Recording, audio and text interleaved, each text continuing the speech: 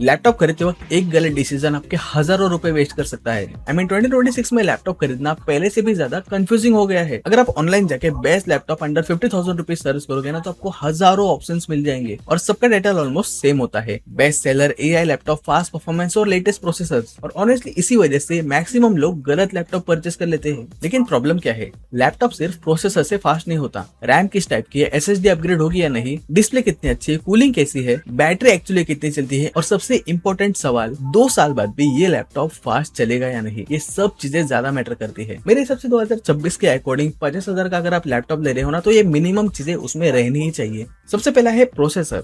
जी हाँ, Intel core i5 13 generation या फिर AMD में अगर ले रहे हो तो Ryzen 5 का 7530U प्रोसेसर तो मिनिमम चाहिए, क्योंकि इससे नीचे का प्रोसेसर आज के टाइम में रिकमेंड करना बहुत ही मुश्किल है। मिनिमम 16GB रैम और मिनिमम 512GB की NVMe SSD तो होनी ही चाहिए, क्योंकि दोस्तों प्रैक्टिकली अगर देखा जाए तो 256GB अभी इनफ नहीं होती। At least full HD IPS panel होना चाहिए। अगर लैपटॉप में USB Type-C, Wi-Fi 6 मिल रहा है और बैटरी अच्छी मिल रही है ना, देन ये एक बोनस पॉइंट है आपके लिए। टोटल 6 लैपटॉप आपको दिखाने वाला हूँ एंड हर एक लैपटॉप अपने अपनी कैटेगरी में बेस्ट है। ओके, सो वीडियो को स्टार्ट करते हैं, देखते हैं best laptops under 50,000 rupees. Alright, so number 6 पर मैंने रखा है HP का 15 लैपटॉप। इसमें आपको मिलता है Intel core i5 1334U processor, 16GB की रैम और 512GB की SSD। देखो मैं एक बात क्लियर कर देता हूँ, ये लैपटॉप ना किसी भी एंगल से बुरा नहीं है। अगर आप ऐसे यूजर हो जिसे ब्रांड का ट्रस्ट चाहिए और आपका काम main MS office, online classes, light Photoshop है ना, तो ये एक बैलेंस मशीन है। इसका i5 प्रोसेसर और 16GB की रैम इंश्योर करते हैं कि अगर आपने क्रोम में 25 से 30 टैब भी खोल रखे हो ना तो लैपटॉप सांस लेना नहीं छोड़ेगा।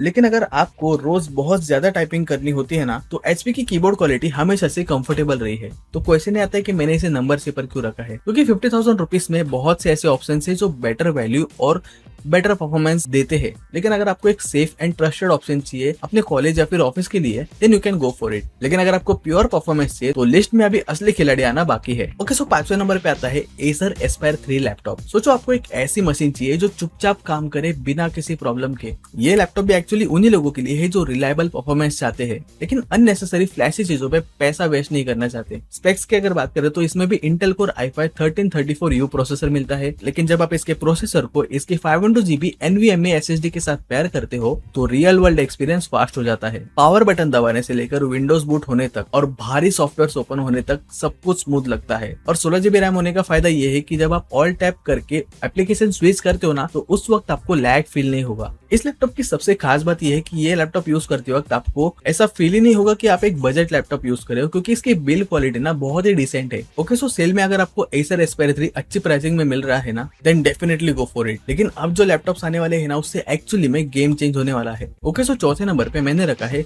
Lenovo का V15 Gen 4 लैपटॉप। अब जैसा कि मैंने कहा था कि यहाँ से एक्चुअली गेम चेंज होना शुरू होगा, क्योंकि इस बजट में पहली बार हमें AMD Ryzen 7 का 7730U प्रोसेसर देखने को मिलता है। अब ये सिर्फ नाम का Ryzen 7 नहीं है, ये 8 कोर और 16 थ्रेड्स वाला प्रोसेसर है। अभी इसे सिंपल टर्म्स में समझते हैं। इसका मतलब ये है कि जब आप हैवी मल्टीटास्किंग करते हो या फिर मान लो आप आधी रात को कोड कंपाइल कर रहे हो तो ये प्रोसेसर नॉर्मल कोर i5 के कंपैरिजन में आपको काफी सुपीरियर परफॉर्मेंस निकाल के देता है। साथ में 16GB की रैम और 512GB की SSD ऑलरेडी इनबिल्ट है। लेकिन एक कैच है दोस्तों, मेरा काम आपको सिर्फ प्रोसेसर की अच्छी बातें बताना नहीं है। इस लैपटॉप का डिस्प्ले थोड़ा सा एवरेज है और इसके स्पीकर्स की अगर बात करें तो वो भी कुछ खास नहीं है। तो एक सिचुएशन मान लो, अगर आपको लैपटॉप सिर्फ नेटफ्लिक्स देखना है फिर यूट्यूब देखना है ना तो मैं इसे थोड़ा सा अवॉइड ही करूंगा। लेकिन अगर आपको डिस्प्ले से इतना फर्क नहीं पड़ता और आपका सिंगल फोकस सिर्फ और सिर्फ रॉ परफॉर्मेंस निकालना है ना तो ये लैपटॉप इस प्राइस रेंज में एक सॉलिड कंटेंडर है। नंबर 3 पे है Acer Aspire 15 लैपटॉप। प्रोसेसर इसमें भी आपको सेम मिलता है, AMD Ryzen 7 का 7730U प्रोसेसर,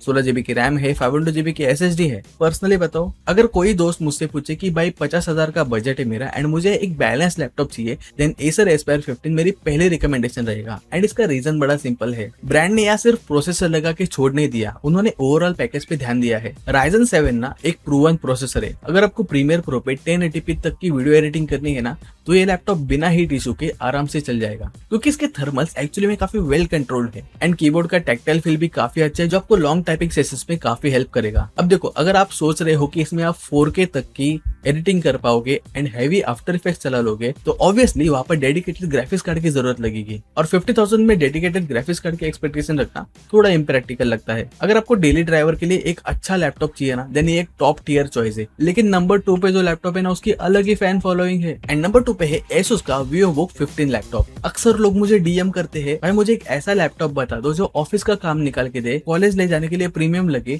एंड रात को मूवीज या फिर एंटरटेनमेंट के लिए एक अच्छा डिस्प्ले भी मिल जाए। अगर आपकी भी यही रिक्वायरमेंट है तो मैं बिना सोचे आपको ये लैपटॉप रिकमेंड करूंगा। VivoBook सीरीज की सबसे बड़ी स्ट्रेंथ इसके स्पेक्स नहीं है, बल्कि इसका ओवरऑल यूजर एक्सपीरियंस है। Ryzen 7 का 7730U प्रोसेसर इस बजट में काफी अच्छा है। फास्ट बूटअप के लिए 512GB SSD अपना काम अच्छे से करती है एंड 16GB रैम बैकग्राउंड में चल रहे हैवी एप्लीकेशंस को संभाल लेती है। इसका डिजाइन भी थोड़ा सा स्लीक है और डिस्प्ले क्वालिटी कंटेंट कंजम्पशन के लिए बहुत ही अच्छी है। अब चाहे आप एक कॉलेज स्टूडेंट हो, सॉफ्टवेयर डेवलपर हो या फिर मेरी तरह वर्क फ्रॉम होम करते हो ना, तो ये एक ऐसी मशीन है जो आपके अगले 4-5 साल तक साथ निभाएगी। अब बारी आती है उस लैपटॉप की जिसे मैंने नंबर 1 पे रखा है। और फाइनली नंबर 1 पे है Lenovo का IdeaPad Slim 3 लैपटॉप। और ये लैपटॉप ना मुझे इस बजट में काफी सेंसिबल और प्रैक्टिकल रिकमेंडेशन लगता है। हार्डवेयर लेवल पे आपको सब मिलता है इस लैपटॉप में जो एक पावर यूजर को चाहिए। Ryzen 7 की top tier performance, future ready 16GB RAM और इनफ स्टोरेज के लिए 512GB SSD। एक तरह से देखा जाए तो ये लैपटॉप हर कैटेगरी के यूजर के नीड को टिक मार्क कर देता है।